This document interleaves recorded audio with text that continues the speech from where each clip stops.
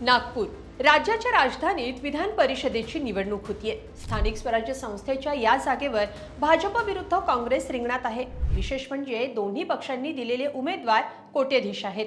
भाजपचे डॉक्टर राजीव पोद्दार विरुद्ध काँग्रेसचे अतुल लोंढे यांच्यात हा सामना रंगणार आहे। हे दोघेही कोट्याधीश असल्यानं सध्या यांची चर्चा होतीये। पण या दोघांची संपत्ती नेमकी किती आहे, कमाईचे स्रोत काय आहेत आणि सगळ्यात महत्त्वाचं या दोघांपैकी अधिक श्रीमंत कोण आहे, सगळं सविस्तर पाहूया या व्हिडिओतून।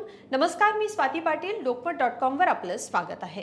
नागपूर विधान परिषदेच्या स्थानिक स्वराज्य संस्थेच्या जागेसाठी 18 जून रोजी मतदान होत आहे, तर 22 जून रोजी इथला निकाल लागणार आहे। इथं भाजप विरुद्ध काँग्रेस अशी लढत होणार आहे।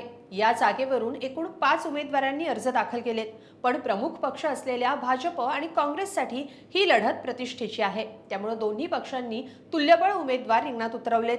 काँग्रेसनं अतुल लोंढे यांना निवडणुकीच्या रिंगणात उतरवलंय। त्यांची संपत्ती 2.25 कोटींच्या आसपास आहे, तर भाजपनं डॉक्टर राजीव पोद्दार यांना संधी दिली आहे। त्यांची एकूण संपत्ती 27 कोटींहून अधिक आहे। विशेष म्हणजे 6.5 वर्षात डॉक्टर पोद्दार आणि कुटुंबियांच्या संपत्तीत दुपटीहून अधिक वाढ झाली आहे। सविस्तर पाहूया या दोन्ही उमेदवारांनी शपथपत्रात काय माहिती दिली आहे। भाजपचे डॉक्टर राजीव पोद्दार यांनी गेल्या 40 वर्षांपासून नागपूरच्या ग्रामीण भागात भाजपचं संघटन मजबूत करण्यासाठी काम केलंय। मूळचे अमरावतीचे असलेले पोद्दार नागपुरातल्या शासकीय वैद्यकीय महाविद्यालयातून MBBS झाले। 2003 पासून ते भाजपच्या वेगवेगळ्या पदांवर कार्यरत आहेत।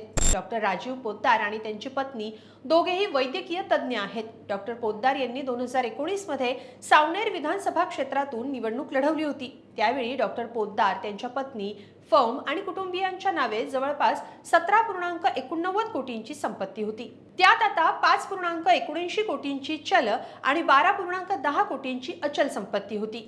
त्या निवडणुकीत डॉक्टर पोद्दार यांचा पराभव झाला होता। सद्यस्थितीत डॉक्टर पोद्दार आणि त्यांच्या कुटुंबियांकडे 14.06 कोटी इतकी चल संपत्ती तर 24.51 कोटींची अचल संपत्ती आहे। त्यामुळे डॉक्टर राजीव पोद्दार यांची एकूण संपत्ती 38.57 कोटी रुपये इतकी आहे। वैद्यकीय व्यवसाय हा त्यांच्या कमाईचा मुख्य स्रोत आहे। हे सगळं पाहता 2019 ते 2026 या कालावधीत डॉक्टर पोद्दार यांच्या कुटुंबियांच्या संपत्तीत जवळपास 115% वाढ झाली आहे। या वाढीमागे वैद्यकीय व्यवसायातून मिळणारं उत्पन्न तसंच त्यांच्या मालकीच्या अचल संपत्तीच्या बाजार मूल्यात झालेली वाढ हे प्रमुख कारण असल्याचं सांगितलं जात आहे। या उलट काँग्रेसचे अतुल लोंढे कोट्याधीश असले तरी डॉक्टर पोद्दार यांच्या तुलनेत लोंढे कमी श्रीमंत आहेत।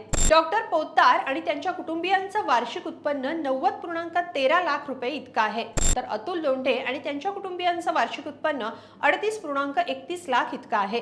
भाजपचे डॉक्टर पोद्दार आणि काँग्रेसचे अतुल लोंढे गेल्या अनेक वर्षांपासून विविध आंदोलनात सक्रिय आहेत। दोघेही पक्षाची बाजू मांडण्यासाठी रस्त्यावर उतरल्याचं अनेकदा समोर आलंय। या दोघांविरोधातही प्रत्येकी 2 असे एकूण 4 गुन्हे दाखल आहेत। सर्व गुन्हे न्यायालयात प्रलंबित आहेत। हे सर्व गुन्हे राजकीय स्वरूपाचे आहेत। शपथपत्रानुसार आणखी माहिती उपलब्ध झाल्यानंतर ती आम्ही सविस्तर देऊच। दरम्यान नागपूर स्थानिक स्वराज्य संस्था मतदारसंघाची निवडणूक ही स्थानिक राजकारणाच्या दृष्टीने प्रतिष्ठेची मानली जाते। आता भाजप आणि काँग्रेसनं कोट्याधीश उमेदवार रिंगणात उतरवले असले तरी मतदार त्यांच्या पदरात किती मतं टाकतात यावर त्यांचं राजकीय भविष्य अवलंबून आहे। याबद्दल तुम्हाला काय वाटतं, कमेंटमध्ये नक्की लिहा आणि लोकमत.com ला सबस्क्राइब करा। धन्यवाद।